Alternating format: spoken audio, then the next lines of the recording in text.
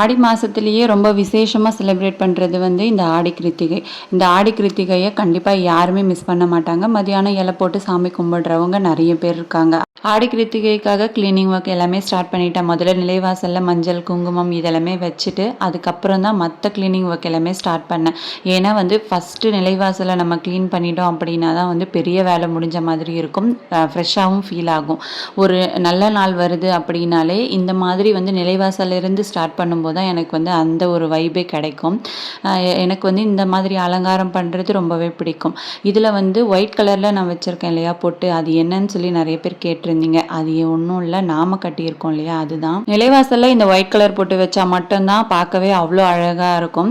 நல்லா திருப்தியாக வந்து நிலைவாசலுக்கு பொட்டெல்லாம் வச்சாச்சு. அதுக்கப்புறம் பார்த்தீங்கன்னா பூஜை ரூமை க்ளீன் பண்ணலாம் அப்படின்னு சொல்லிட்டு பழைய பூ எல்லாமே இருந்துச்சுல அதெல்லாமே ரிமூவ் பண்ணிட்டேன். ஈவினிங் போய் தான் நாளைக்கு சாமி கும்பிடுறதுக்காக பூ எல்லாமே வாங்க போகிறேன். பூஜை ரூமில் கீழே வந்து கோலம் போட்டிருந்தோம். நாளைக்கு ஷட்கோண கோலம் போடணும். அதனால பார்த்தீங்கன்னா நல்லா சுத்தமாக மேடையும் க்ளீன் பண்ணி எடுத்துட்டேன். பூஜை ரூமில் ஸ்டோரேஜ்க்காக ஒரு கபோர்டு வச்சிருக்கேன். அது வந்து பார்த்தீங்கன்னா என்னோட பழைய பூஜா யூனிட். அதில் வந்து எப்படிலாம் நான் சாமி ஃபோட்டோஸ் வச்சுருந்தேன் அப்படின்னு சொல்லிட்டு கண்டிப்பாக அடுத்த வீடியோவில் நான் ஷேர் பண்ணிடுறேன். பழைய மேட்டை எடுத்துகிட்டு புதுசாக மேட்டையும் மாற்றியாச்சு. நெக்ஸ்ட் வீடியோவில் பார்க்கலாம். தேங்க்யூ.